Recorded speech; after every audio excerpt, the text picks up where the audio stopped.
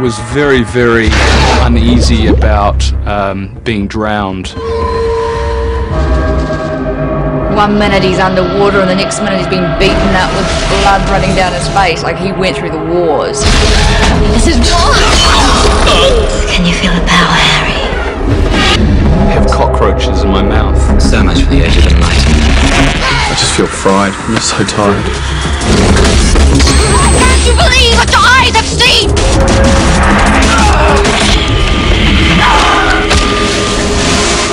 Demons are real, buddy.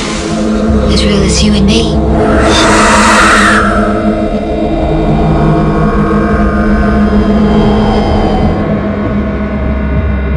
Harry Ballard is an anthropologist, and he's got a comfortable life and his girlfriend, and you know, he's got this cynical view of the world, and in his part-time he exposes fraudulent cults.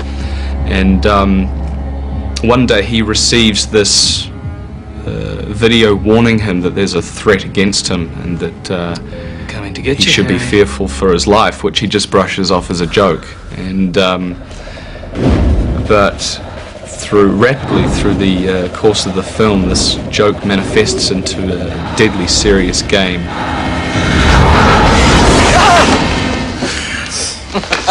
I heard you way back. Your final approach was good, though, and I give you points for the mask. Come on, Doc, you look scared for me, man. Johnny, that's the way I look in the morning. It's called existential fatigue. My character, Johnny, he's a student. Now I just gotta make her believe that she wants to. He'd much prefer to hang around with and You want me to catalogue these now, Doc? spend his free time with Harry, as opposed to hanging around with his peers.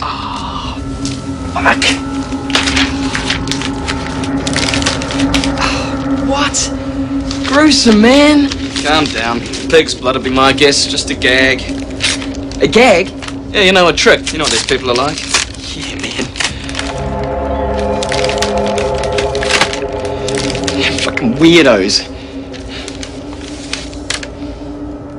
You gonna play that? No, I'm gonna stick it up my ass. Hey, each to their own, man. Who's done this to you? My character is the Valiant, and he's somewhat enigmatic. He has a healthy regard for himself, and as you can see, very long nails. What's good about the Valiant? I suppose what's good about the Valiant is he's really bad. If he has any redeeming features, is that he has a lot of fun. During the course of the movie, that's what we get to see. It's a guy having a hell of a lot of fun. Basically, he's destroying a man's life, but rather than doing it smoothly, effectively, like a natural process, if we're talking like in a Darwinian sense of making the kill in order to survive, he actually enjoys reeling Harry in. He enjoys the process, he enjoys the game.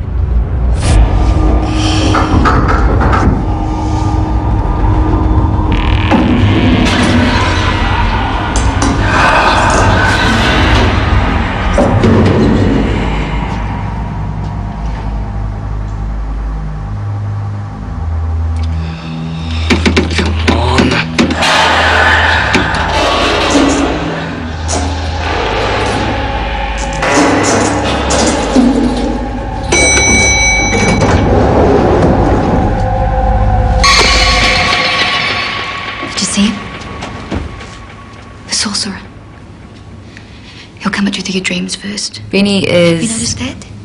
probably That's one of the why most he got at me. strange I was so much younger and than you. energetic characters I've read in a long time. My relationship with Harry, who's the lead character, is I'm his guide in the world of the supernatural. Harry's Charm character, he's made by my own blood. a cynic. He's an no intellectual, a cynic, and he has a journey through to enlightenment. In sorcery, there's also a hidden message. But you have to keep it close to your penis. Oh. I gotta go. This film is about a rational man You want me to who's be? forced to kind of confront the fact that the world is not as he thought it was, a rational, ever let you down? logical place, but perhaps a place where there are dark forces, demons, Hey, look, chasing I gotta go. Calling me. We'll talk later, okay? And Lawrence is #1 demon bad guy in the Black Lodge after Le Valiant, who's the high priest. He's pretty dedicated to the cause of evil. He's probably spent most of his youth being locked up in a room, being tortured by his parents, who I presume were demons too. He's a very sexual animal. He's right into, I think he wants to have sex with just about anyone.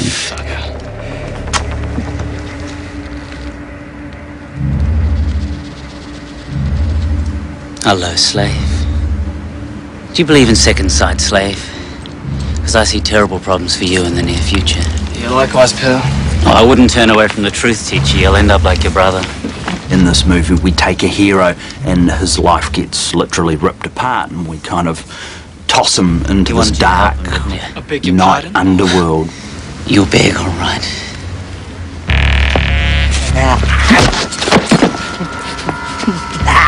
You'll beg. You gonna do little doggy tricks? Come on, little doggy. Get up.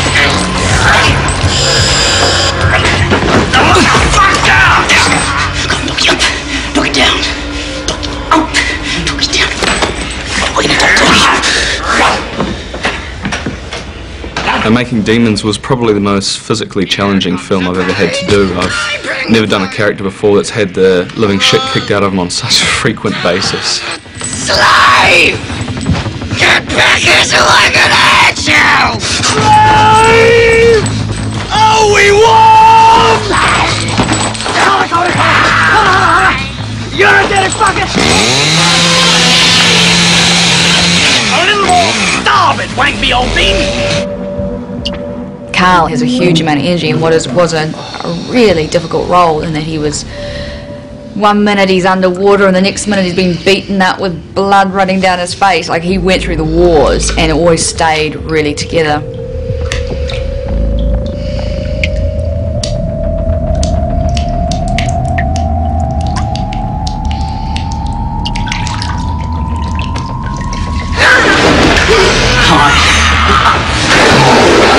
I was very, very uneasy about being drowned.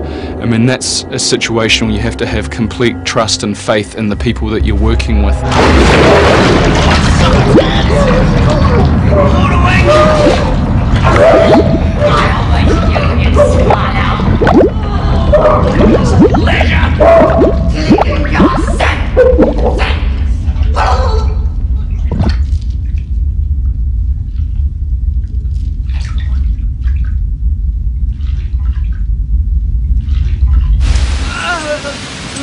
Couple that with the fact that we shot the film entirely at night, which was actually great. It was an advantage because it helped you to focus. You know, when you're shooting a scene at 3 or 4 in the morning, which is so unusual, it just sort of forced you to get into the world of the demons. The hardest thing was the night shoots. The whole film was shot at night, so we'd start work at 6 o'clock at night and we'd work through 6 o'clock in the morning. And there are some nights where about after 3 o'clock we were so tired, and it was just weird. It really changed the way you worked as an actor, because you're having to draw on different types of energy just to get you through the shooting days.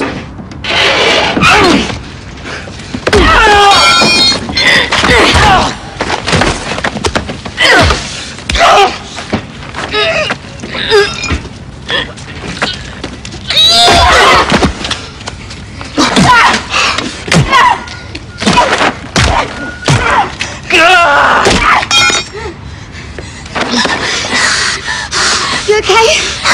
Yeah. Don't worry about them. This is war. The hardest thing probably with working on a horror film is night shoots, and the fact that everyone thinks you're a vampire. Dealing with sunlight can be quite problematic when you haven't seen it for a few days. And there's another element of it which was particularly hard to kind of deal with, which is the psychological element of the story. Because through the whole story there's this ambiguity. Is what Harry's seeing real, or is it not? Are we watching a man slowly going insane, or are we watching a man slowly beginning to realise that the world is not as he thought? It's a pretty epic journey of our protagonist, who moves from perhaps spiritual naivety into a journey of the heart, of discovery, of belief in oneself. Look, Harry, don't you recognise this? Look, it's yours! Look at it! That shit's not mine, Celia. Yeah, you poured so many drugs into your body that you don't know what's going on anymore. Bullshit! I've been sitting here waiting for you to come down off this trip for 2 days. Why do you keep doing this to me? To yourself? Harry's in a very strange headspace. He's trying to decide, you know, am I crazy, am I not? You know, what's real, what isn't, where's reality? And then all of a sudden he calls up, he turns to Johnny for help. Hey, by the way, I like what you've done with the place, you know? It's very sleazy. And wacky Johnny comes to save the day. Johnny, and shut the fuck up. He's just bouncing off the walls, and Harry's got to guys on the video tell him saying this they were going to dreadful information about what's happened to him. Well, they did. They murdered Celia. Murder, like... There are a lot of things I like about the script. It's fast, it's action-packed, and it's also got humour. And also, like the original Nightmare on Elm Street, which really freaked me out, you don't know what's real and what's not.